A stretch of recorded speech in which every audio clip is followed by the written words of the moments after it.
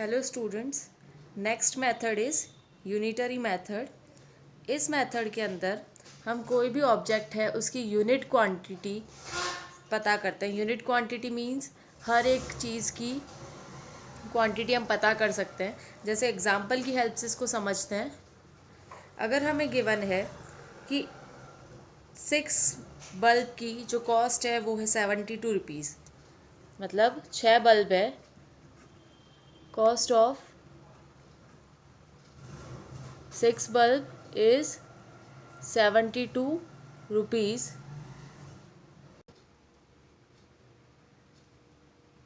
तो इस given information से हमें 1 बल्ब की प्राइस फाइंड आउट करनी है अगर, तो वो कहलाएगा यूनिटरी मेथड। तो यूनिटरी मेथड के लिए हम क्या कर देते हैं, एक यूनिट की वैल्यू निकालने के लिए हम, जैसे कॉस्ट है 6 बल्ब की, हमें निकालनी है कॉस्ट ऑफ 1 बल्ब।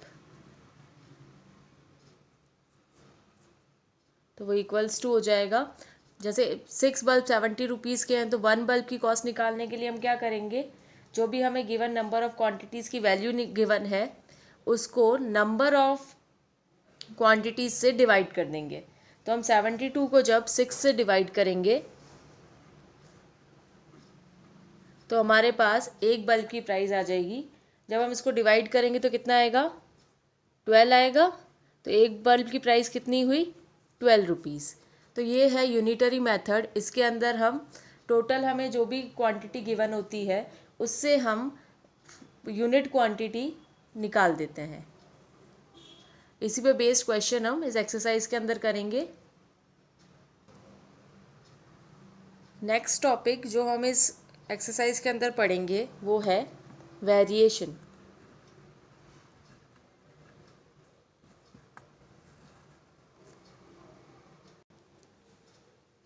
वेरिएशन क्या होता है, इसके अंदर हमें 2 क्वांटिटीज़ गिवन होती है। तो अगर एक क्वांटिटी के अंदर कुछ चेंजेस करे जाए तो दूसरी क्वांटिटी भी उसी के रेस्पेक्ट में चेंज होती है, ये कहलाता है वेरिएशन। वेरिएशन जो है वो 2 टाइप का होता है, direct variation and indirect variation. तो ये जो वेरिएशन है इसके अंदर डायरेक्ट वेरिएशन में हमें 2 क्वांटिटीज़ गिवन होती है। अगर एक क्वांटिटी की वैल्यू इंक्रीज़ हो रही है तो दूसरी क्वांटिटी की वैल्यू भी इंक्रीज़ होती है उसी के प्रपोर्शन में। अगर एक क्वांटिटी डिक्रीज़ होती है तो दूसरी भी डिक्रीज़ होगी। ये जो डायरेक्ट वेरिएशन होता है इसके अंदर जो क्वांटिटीज़ होती है दोनों, उसको हम इस तरह से डाउनवर्ड एरो ड्रॉ करके रिप्रेजेंट करते हैं। और जब कोई 2 क्वांटिटीज़ इस तरह से डायरेक्ट वेरिएशन में हो तो हम उसको बोलते हैं कि ये जो 2 क्वांटिटीज़ है वो डायरेक्टली वेरी हो रही है। सेकंड जो होता है वो है इनडायरेक्ट वेरिएशन। इनडायरेक्ट वेरिएशन के अंदर हमें 2 क्वांटिटीज़ गिवन होती है।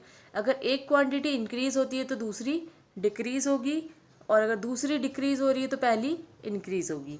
मतलब दोनों जो है वो सेम रेशो में, सेम प्रपोर्शन में इंक्रीज़ या डिक्रीज़ होती है। और इन्हें जो होता है इन्वर्स वेरिएशन को हम हमेशा अपोजिट एरोज से रिप्रेजेंट करते हैं।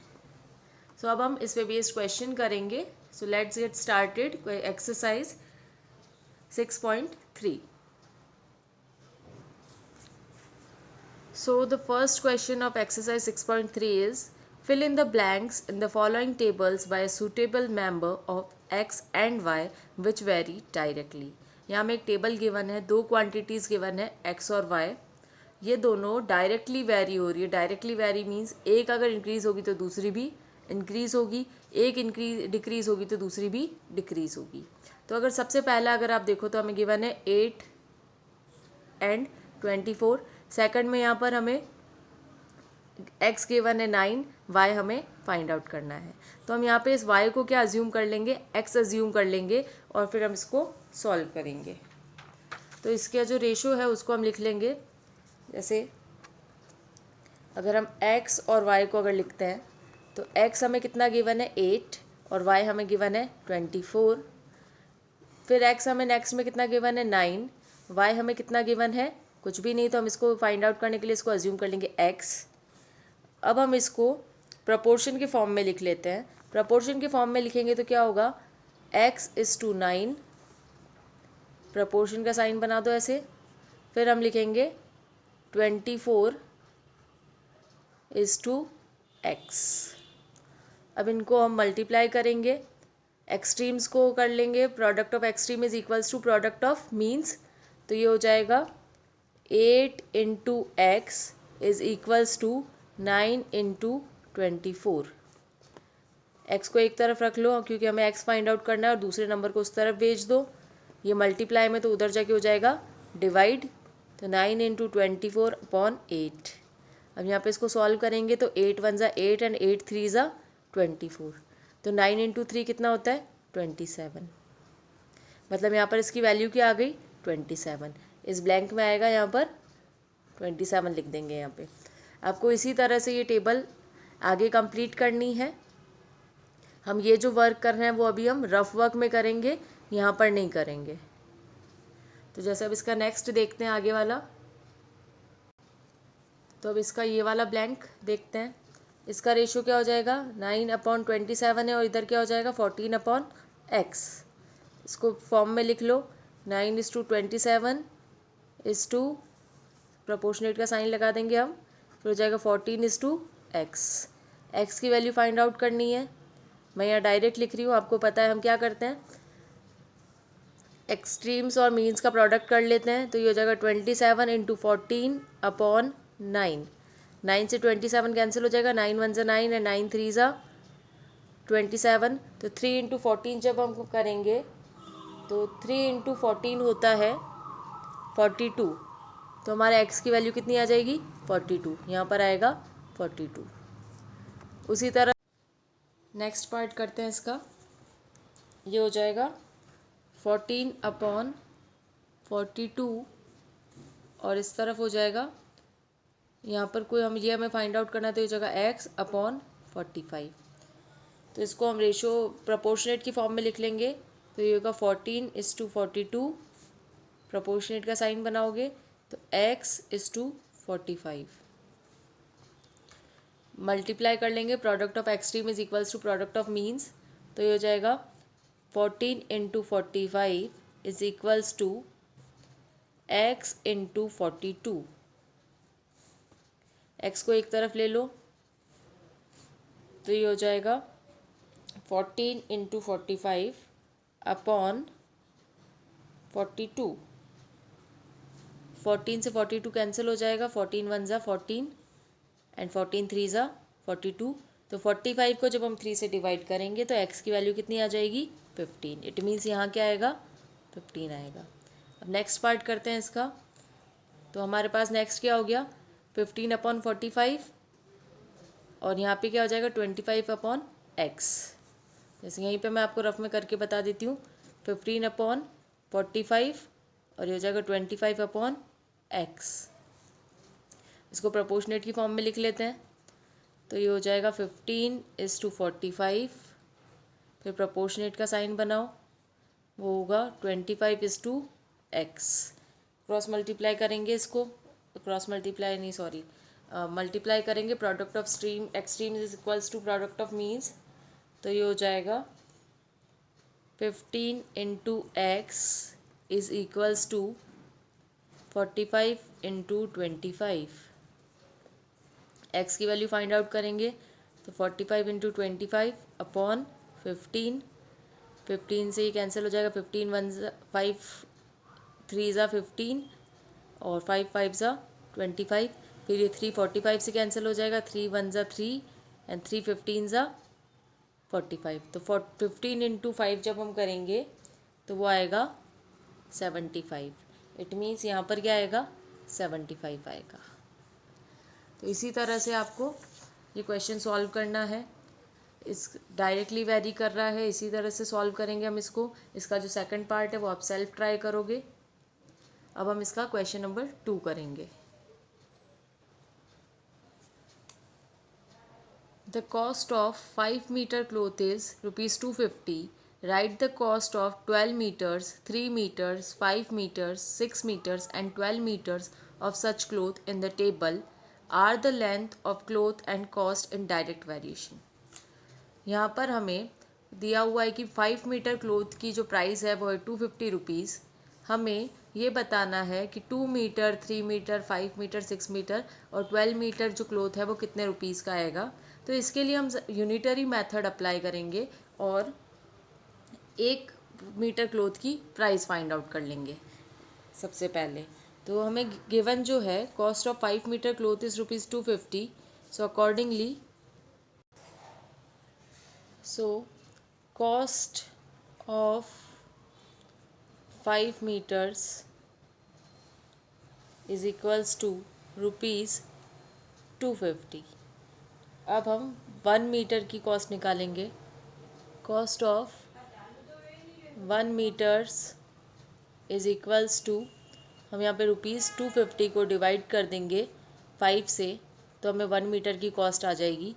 जब 250 को हम 5 से डिवाइड करेंगे तो कितना आएगा 50। तो 1 मीटर की जो कॉस्ट है वो है ₹50। अब हमें यह क्वेश्चन में फाइंड आउट करने के लिए क्या क्या बोला है, 2 मीटर की, तो कॉस्ट ऑफ 2 मीटर कितना होगा, cost of 2 metres is equals to 2 into 1 metre की कॉस्ट है 50, तो हम इसको 50 से मल्टीप्लाई कर देंगे। तो 2 इंटू 50 हो जाएगा 100, यहाँ लिख लो 100। देन नेक्स्ट हमें 3 मीटर की फाइंड आउट करनी है। तो cost of 3 metres is equals to 3 into 50, क्योंकि इसकी यूनिट प्राइस है 50, तो हम इसको सब जगह 50 से मल्टीप्लाई कर रहे हैं। 3 इंटू 50 होगा 150, ये आ जाएगा 150। फिर ऐसे ही हम इसकी कॉस्ट ऑफ 5 मीटर्स निकालेंगे, 6 मीटर्स निकालेंगे और 12 मीटर्स निकालेंगे। तो next cost of 5 metre, cost of 5 metres कितना हो जाएगा, 5 इंटू 50, 5 इंटू 50 होगा 250, तो ये हो जाएगा यहाँ पर 250। फिर 6 मीटर की निकालेंगे, cost of 6 metres equals to 6 into 50, तो 6 इंटू 50 कितना होगा 300, यहाँ पर आ जाएगा 300। देन 12 मीटर की कॉस्ट निकालेंगे, cost of 12 metres is equals to 12 into 50, 12 into 50 करेंगे तो आएगा 600। तो यहाँ हमने इसके डिफरेंट मीटर्स की क्या क्या प्राइस होगी वो फाइंड आउट करी है। यूनिट मेथड से, यूनिटरी मेथड से हमने यूनिट प्राइस निकाली और फिर उसको जितने भी मीटर हमें चाहिए थे उससे मल्टीप्लाई कर दिया। Question number 3, if the cost of 8 pence is ₹72, then find the cost of 15 pence। तो हमें यहाँ गिवन है cost of 8 pence is equals to ₹72। तो हम इसकी यूनिट प्राइस निकाल देंगे। कॉस्ट ऑफ 1 पेन, 1 पेन की कॉस्ट निकालने के लिए हम क्या करेंगे, इस 72 को डिवाइड कर देंगे 8 से। जब 72 को 8 से डिवाइड करेंगे तो वो आएगा 9। तो एक पेन की प्राइस है ₹9। हमें फाइंड आउट करना है कॉस्ट ऑफ 15 पेन्स। 15 पेन्स की कॉस्ट निकालने के लिए हम इसकी यूनिट प्राइस को मल्टीप्लाई कर देंगे नंबर ऑफ़ जो क्वांटिटीज़ हमें चाहिए पेन की, जो कि 15 है, उससे मल्टीप्लाई कर देंगे। तो 9 इंटू 15 आएगा 135। तो 15 पेन के लिए हमें कितने रुपीज़ देने पड़ेंगे, 135। तो हम यहाँ लिख लेंगे cost of 15 pens is ₹135। So it's very easy, आसानी से आप इसको कर सकते हो। Question number 4, a car travels 432 kilometres distance in 48 litres petrol. एक कार 48 लीटर पेट्रोल में 432 किलोमीटर चलती है। How far it travel in 20 litres petrol.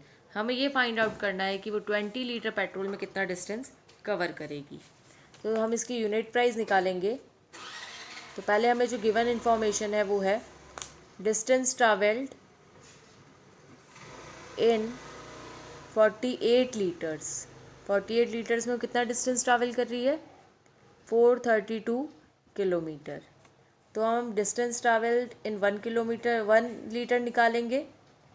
Distance travelled in 1 litre, तो उसके लिए 432 को डिवाइड कर देंगे हम 48 से। जब इसको हम डिवाइड करेंगे तो हमारा आंसर क्या आएगा? 9। इट मीन्स वो 1 लीटर पेट्रोल में 9 किलोमीटर चलती है। यहाँ पर हमें क्या फाइंड आउट करने के लिए बोला गया है? 20 लीटर में कितना डिस्टेंस ट्रैवल करेगी।